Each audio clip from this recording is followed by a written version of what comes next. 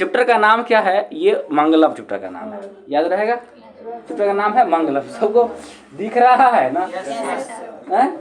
ऐसा ने कहा ना कि बाद में दिख नहीं रहा है। देखो सबसे पहले हम इसका पाठ का परिचय जान लेते हैं क्या है, ठीक है। देखो इस पाठ में 5 मंत्र क्रमशः ईशावास्य, हम तुमको बताए भी थे, ईशावास्य, कंठ, मुंडोक तथा श्वेतवासर नामक उपनिषदों से संकलित है। यानी ये टोटल जो मंत्र नजर आ रहा है, ये सब के सब मंत्र जो है, ये 5 गो मंत्र इसमें है, ठीक ना। ये मंगलाचरण के रूप में पठनीय है। ये जो 5 मंत्र है, ये मंगलाचरण यानी मंगल के रूप में, जैसे कि तुमको पता होगा कि चैप्टर का नाम भी है क्या? मंगल, मंगलम चैप्टर का नाम है। तो इसी तरह से ये 5 गो मंगलाचरण के तौर पर ये पठनीय है, यानी पढ़ा जाता है, पढ़ा जाता है।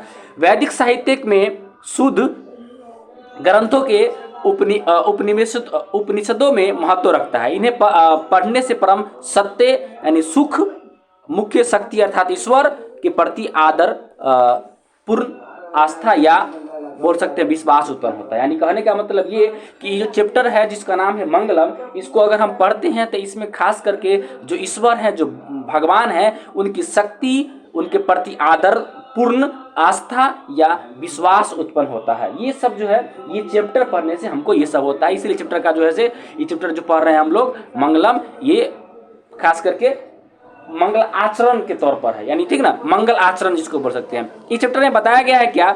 सत्य के खोज की ओर मन का झुकाव होता है। चैप्टर में पढ़ा होगा, पता होगा, अभी पढ़ने का पता हो जाएगा। खोज में क्या होता है?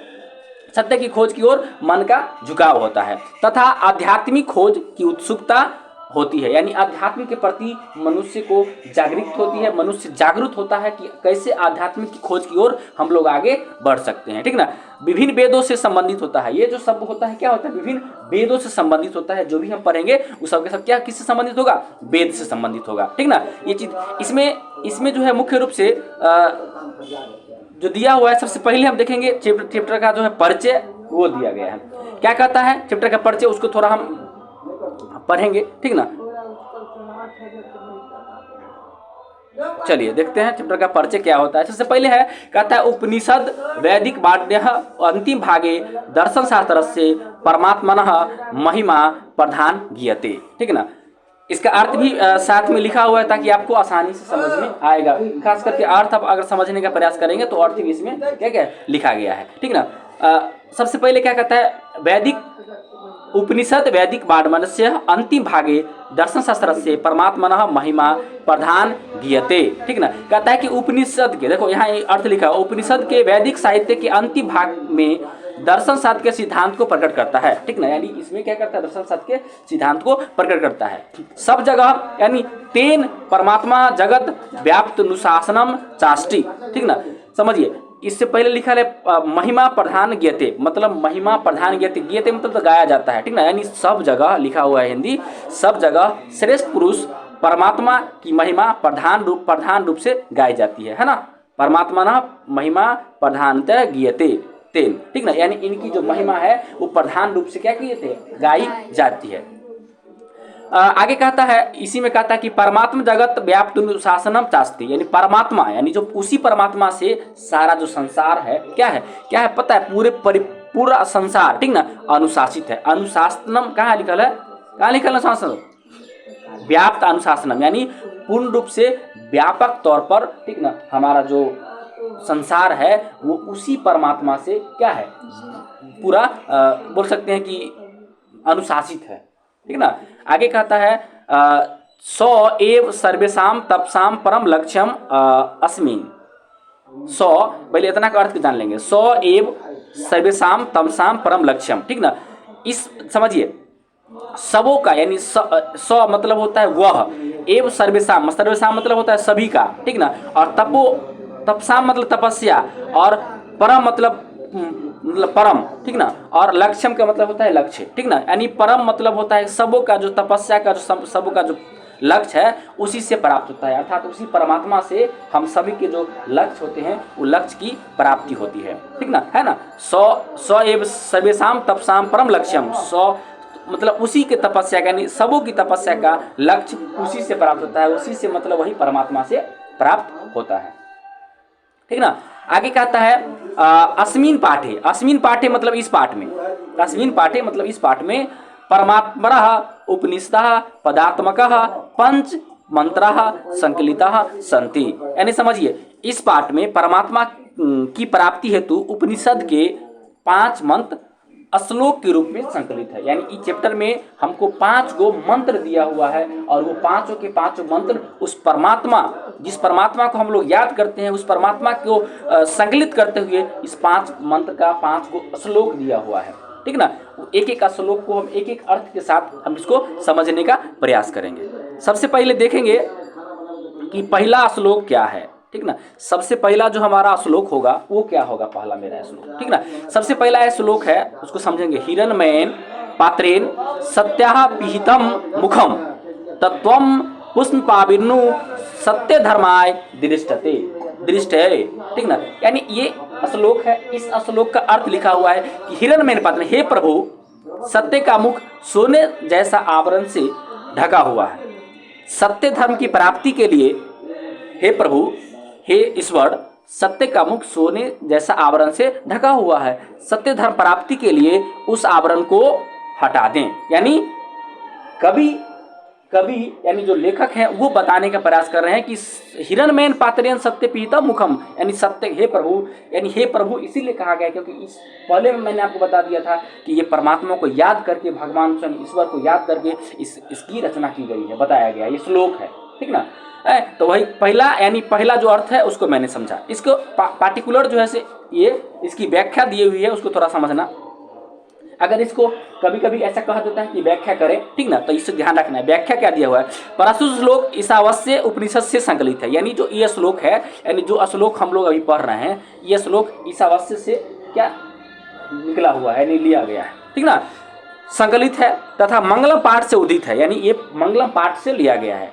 इसमें सत्य के विषय में कहा गया है कि सांसारिक मोह माया के कारण, ठीक ना, विद्वान भी उस सत्य को प्राप्त नहीं कर पाते हैं। ठीक ना, अब देखो खास करके हम ये मोह और माया में इतना जकड़े हुए हैं, ठीक ना, सब के सब इस मोह माया में इतना पड़े हुए हैं, ठीक ना, कि उस सत्य को भी हम लोग प्राप्त नहीं कर पाते हैं। इतना मतलब संसार में इतना झूठ फैला हुआ है, ठीक ना, कि सत्य का प्रकाश भी नहीं पड़ पा रहा है। ठीक ना,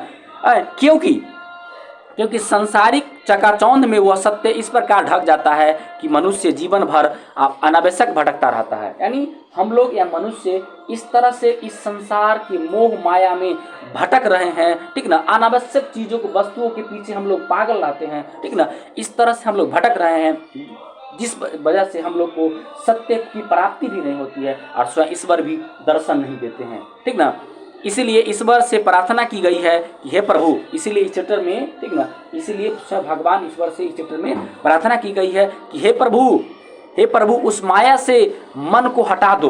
ठीक ना, उस जो माया सांसारिक मोह माया है, ठीक ना, उस माया से हमारा मन को, हमारे मोह को हटा दे, ताकि परम पिता परमेश्वर को प्राप्त कर सकूं। ठीक ना, यानी जो स्वयं ईश्वर है, स्वयं परमात्मा है, उसको हम प्राप्त कर सकूं। इसके लिए आप क्या करिए, इस जो मोह माया है, संसारिक जाल है, ठीक ना, असत्य का जो हम पर हावी है, इस सब को आप क्या करें, हटा दें। ठीक ना, चलिए अगला श्लोक को देखते हैं। अगला श्लोक क्या है उसको समझने का प्रयास करेंगे। एक एक श्लोक को आसानी से समझाने का प्रयास करेंगे। ठीक ना, और समझ में जहाँ नहीं आएगा वहाँ पर आप बताते रहना है आप लोग को। ठीक ना, क्या है समझिए, क्या कहता है उसको थोड़ा हल्का और आगे कर लेते हैं ताकि पूरा आ जाए। चलिए, कहता है कि अनो अन्यान महतो मह्यान आत्मस्य जंतो निहितम गुहायाम तम करतु पश्यति वित्सोको धातु प्रसादान महिमान मात्मनः। अब देखो इसका अर्थ थोड़ा जान लेते हैं। पहले अर्थ है कि मनुष्य हृदय रूपी गुफा में अनु से भी छोटा है। यानी मनुष्य जो है, यानी समझो, अनु अन्यान महतो मह्यान मतलब छोटा से छोटा और महान से महान। ठीक ना, हमारी जो आत्मा है वो छोटा से छोटा है और महान से महान रूप में है। ठीक ना, समझिए, मनुष्य की हृदय रूपी गुफा, और ये जो आत्मा है वो मनुष्य की हृदय रूपी गुफा में बंद है, जो छोटा से छोटा और महान से महान है। ठीक ना, और आत्मा जो है वो विद्वान है।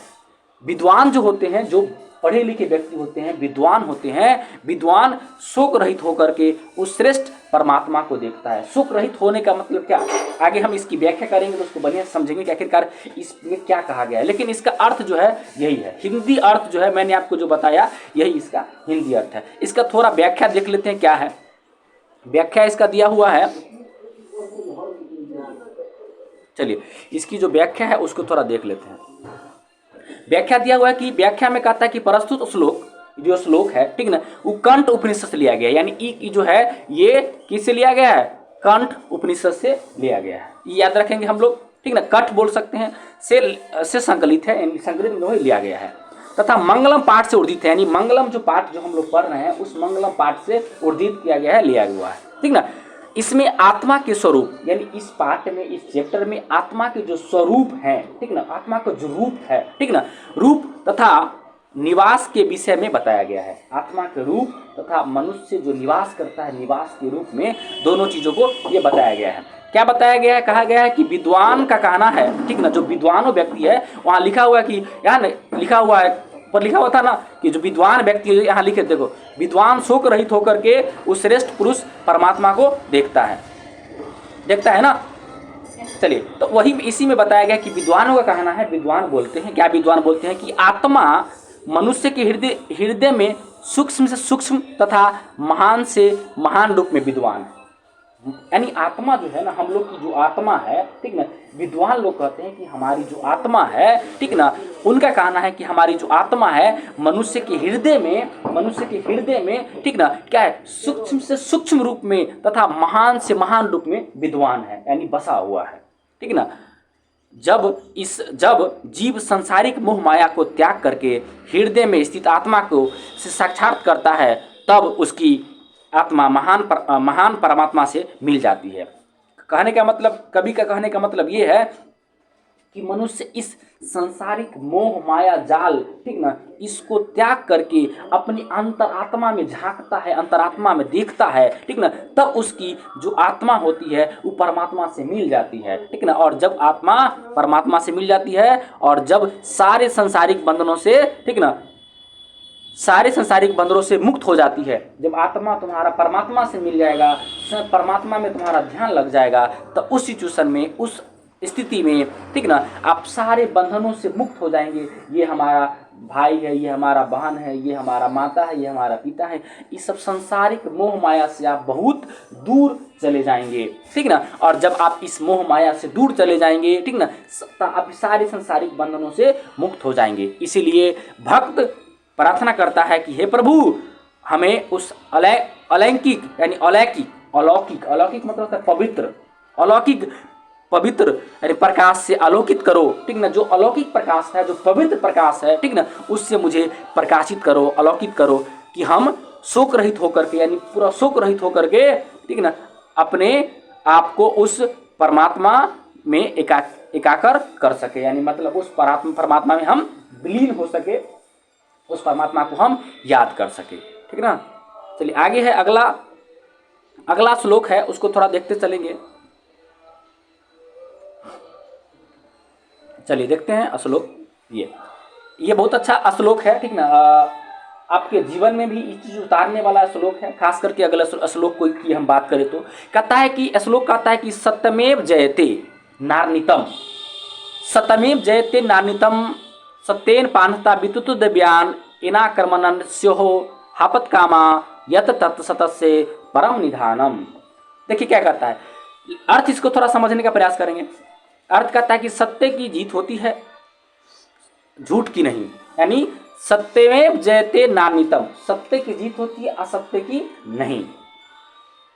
सत्य से ही उस देवलोक का रास्ता प्राप्त होता है, यानी सत्य मार्ग आप अपनाइएगा तभी उस देवलोक का रास्ता जो है क्या होगा, प्राप्त होगा। ऋषि लोग, जो ऋषि लोग की हम बात करते हैं, ऋषि लोग देवलोक को प्राप्त करने के लिए, खासकर जो ऋषि मुनि लोग होते हैं, वो देवलोक को प्राप्त करने के लिए उस सत्य को प्राप्त करते हैं, ठीक ना। अगर आपको देवलोक प्राप्त करना है, स्वयं ब्रह्मा जी को प्राप्त करना है, ठीक ना, तो आपको सत्य को अपनाना पड़ेगा। जब तक आप सत्य को नहीं अपनाइएगा तब तक जो है आप उस देवलोक को प्राप्त नहीं कर सकते हैं।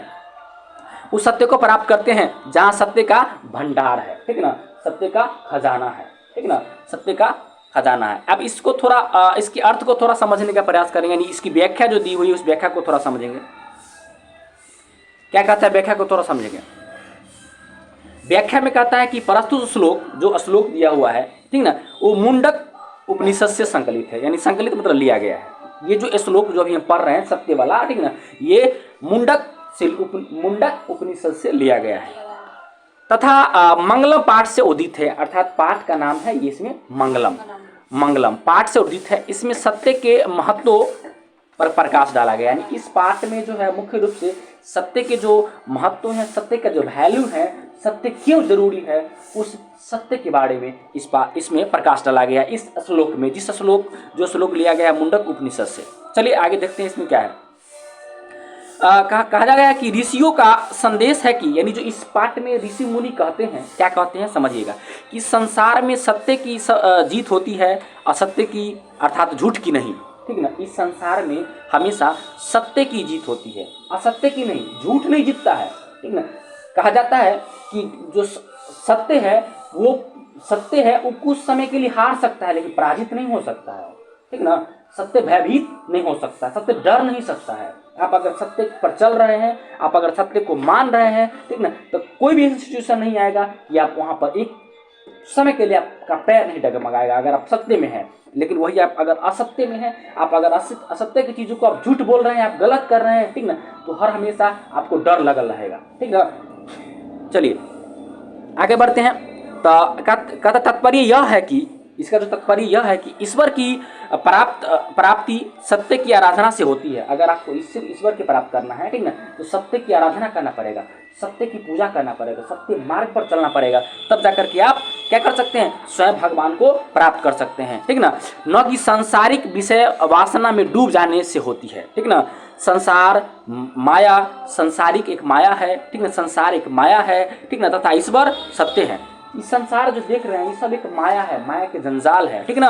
और सत्य जो है केवल ईश्वर है, स्वयं भगवान है, ठीक ना। अतः जब तक उस सत्य के मार्ग का अनुकरण नहीं करता है तब तक वह सांसारिक मोह माया में जकड़ा रहता है। इंसान जो है जब तक कि आप उस सांसारिक मोह माया में तब तक जकड़े रहेंगे जब तक आप सत्य को मार्ग पर चलना शुरू न कर देते हैं, आप उस ईश्वर में विलीन नहीं हो जाते हैं, तब तक आप इस सांसारिक मोह माया में जकड़े हुए रहेंगे। इसीलिए उस सत्य के प्राप्त के लिए, इसीलिए अगर आपको सत्य प्राप्त करना है तो प्राप्त करने के लिए जीव को सांसारिक मोह माया से दूर रहने वाला है, यानी दूर रहना चाहिए, ठीक ना। दूर रहने वाला भाव से कर्म करना चाहिए, क्योंकि सिर्फ ईश्वर ही सत्य है, इसके अतिरिक्त सब कुछ असत्य है।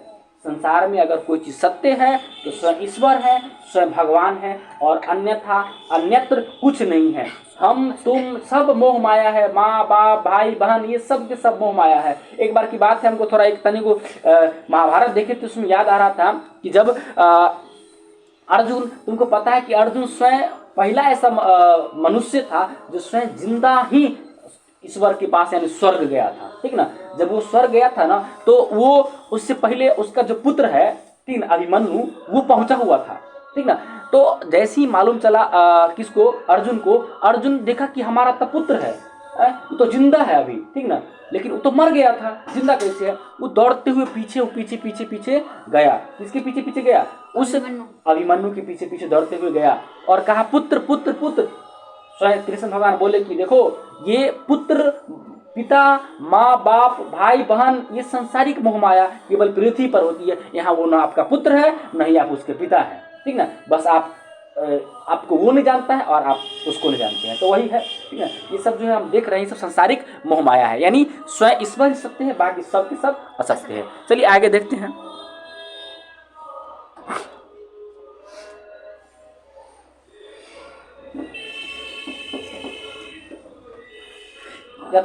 यथा नदः असन्मानः समुद्रे अस्तं गच्छन्ति नामरूपे विहाय तथा विद्वान नामरूपाद् विमुक्तः परात्परम पुरुषमेति दिव्यम।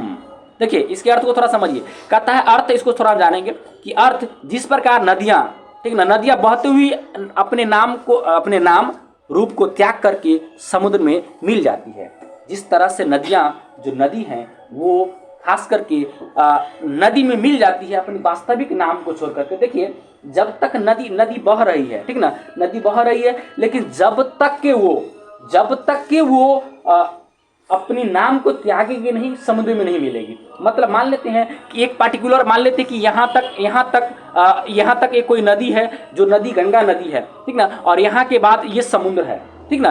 तो ये नदी जब इसमें मिल जाएगी तो यहाँ तक तो गंगा नदी कहलाएगी, लेकिन जब यहाँ मिल जाएगी तो ये समुद्र में मिल जाएगी, ठीक ना। ये गंगा नदी नहीं कहलाएगी, समुद्र में मिल जाएगी। तो इसका यहाँ पर आने, यहाँ तक तो गंगा नदी का नाम था, लेकिन जब यहाँ पर पहुँचा तो अपनी वास्तविक नाम को त्याग दिया, वास्तविक नाम को छोड़ दिया। इसीलिए कहा गया है कि जिस तरह से नदियाँ अपनी वास्तविक नाम को त्याग करके समुद्र में मिल जाती है, उसी प्रकार विद्वान अपने नाम रूप को त्याग करके परमपिता परमेश्वर को प्राप्त कर लेते हैं, जो स्वयं ब्रह्मा है, स्वयं ईश्वर है, जो सत्य है, ठीक ना, उसको प्राप्त कर लेते हैं विद्वान लोग अपने नाम को छोड़ करके। अर्थात इसकी व्याख्या को थोड़ा समझने का प्रयास करें। क्या कहता है व्याख्या में? कहता है कि प्रस्तुत श्लोक मुंडक उपनिषद से लिया गया है। ये भी आपको याद रखना है कि किस उपनिषद से कौन सा श्लोक लिया गया, इससे ही प्रश्न आते हैं। संकलित है तथा मंगलम पाठ से उर्जित है, ठीक ना, यानी पाठ जो है, पाठ का नाम मंगलम है और श्लोक मुंडक उपनिषद से लिया गया है। इसमें जीव और आत्मा के बीच संबंध का विवेचन किया गया है। इसमें बताया गया है कि किस तरह से जीव यानी मनुष्य और आत्मा के बीच के संबंध का विवेचन किया गया। संबंध के बारे में क्या किया गया है, इसमें बताया गया है मुख्य रूप से। इस चीज हमको ध्यान रखना है।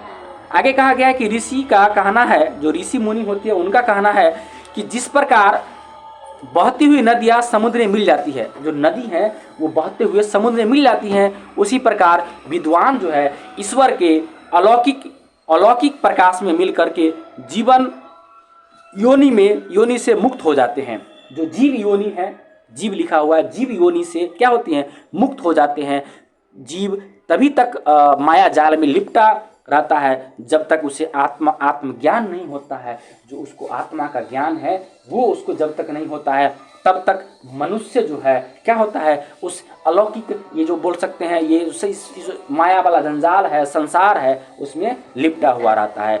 इसलिए उसे आत्मज्ञान नहीं होता है। आत्मज्ञान होते ही वो जीव से मुक्ति पा लेता है, अपने जीवन से मुक्त हो जाता है, ठीक ना। अर्थात कवि के कहने का मतलब, लेखक के कहने का मतलब है कि मनुष्य जिस तरह से इस संसार में, इस मोह माया में एक जाल की तरह लिपटा हुआ है, जब तक उसको ईश्वर के दर्शन नहीं हो जाते हैं, जब तक उसको आत्मा का ज्ञान नहीं हो जाता है, आत्मा का रहस्य नहीं मालूम होता है, तब तक वो इस संसार में भटकता रहेगा, ठीक ना। चलिए अगला श्लोक की ओर बढ़ते हैं, ठीक ना। एक एक श्लोक हमको जीवन में अच्छा कैसे करें वो बताता है, और हमको प्रत्येक का श्लोक अपने जीवन में उतारना है, ठीक ना, और अपने जीवन को इस अलौकिक की ओर, यानी पवित्रता की ओर हमको अपने जीवन को ले जाना है, अपनी मोह माया को त्यागना है इस श्लोक को पढ़ करके। चलिए देखते हैं। कथा श्लोक अगला है, वेदाहमेतं पुरुषम महानतम आदित्यवर्णम तमसः प्रस्तात् तमेव विदित्वाति मृत्युमेति नान्य पांथा विद्यते न्याय। चलिए समझिए, अर्थ कहता है, अर्थ को थोड़ा पहले जान लेते हैं। अर्थ, मुझे ही महान पुरुष परमात्मा जानो, जो प्रकाश स्वरूप में अंधकार से आगे है, उसी को जानकर मृत्यु को प्राप्त किया जा सकता है। यानी जो मनुष्य, कहने का मतलब कि मैं महान हूँ, यानी मैं महान हूँ ऐसा समझ करके ही जो उसी को जान करके मृत्यु को प्राप्त किया जा सकता है। इसके अलावा दूसरा कोई मार्ग नहीं है, ठीक ना। अर्थात आत्मज्ञान के बिना मोक्ष की प्राप्ति संभव नहीं है। यानी कहने का मतलब, कभी ये कहने का प्रयास कर रहे हैं कि अगर आपको ज्ञान की प्राप्त करना है, आप अगर ज्ञान चाह रहे हैं, तो आपको एक को चीज विकल्प करना पड़ेगा, एक को बात करना पड़ेगा कि आपको मोक्ष की प्राप्ति अगर करना, आत्मज्ञान के बिना, अगर आत्मा का ज्ञान नहीं होता है, आप मोक्ष की प्राप्ति नहीं कर सकते हैं। आइए व्याख्या देख लेते हैं इसका क्या है। व्याख्या में कहता है कि प्रस्तुत श्लोक श्वेताश्वर से लिया गया है। ये चीज आपको ध्यान रखना है, ये जो श्लोक है ये श्वेताश्वर से लिया गया है। उपनिषद से संकलित है, लिया गया है, तथा मंगलम पाठ से उर्जित है, यानी पाठ का नाम भी आपको याद रखना कि मंगलम पाठ से लिया गया है। इसमें परमपिता परमेश्वर के ईश्वर के विषय में कहा गया है, ठीक ना, ईश्वर के विषय में कहा गया है। क्या कहा गया है कि ऋषियों का मानना है, जो ऋषि मुनि है उनका मानना है कि ईश्वर ही प्रकाश का पुंज है, ईश्वर ही सब कुछ है, ठीक ना। उन्हीं के भव्य दर्शन से सारा संसार आलोकित हो रहा है, उसी के जो दर्शन है, उन्हीं के दर्शन से हमारा जो सारा संसार है वो जगमगा रहा है, ठीक ना, प्रकाशमय है, उन्हीं के कृपा से, ठीक ना। ज्ञानी लोग उस ईश्वर को जान करके सांसारिक विषय वासना से मुक्त हो पाते हैं, इसके अलावा दूसरा कोई रास्ता नहीं है, ठीक ना। कहने का मतलब, अगर आपको इस सांसारिक मोह माया से दूर भागना है तो एक ही आपका पास विकल्प है, मुक्ति का एक ही रास्ता है कि आपको ईश्वर को प्राप्त करना होगा, ठीक ना। तभी जाकर के आप इस सांसारिक मोह माया से क्या होंगे, दूर भाग सकते हैं।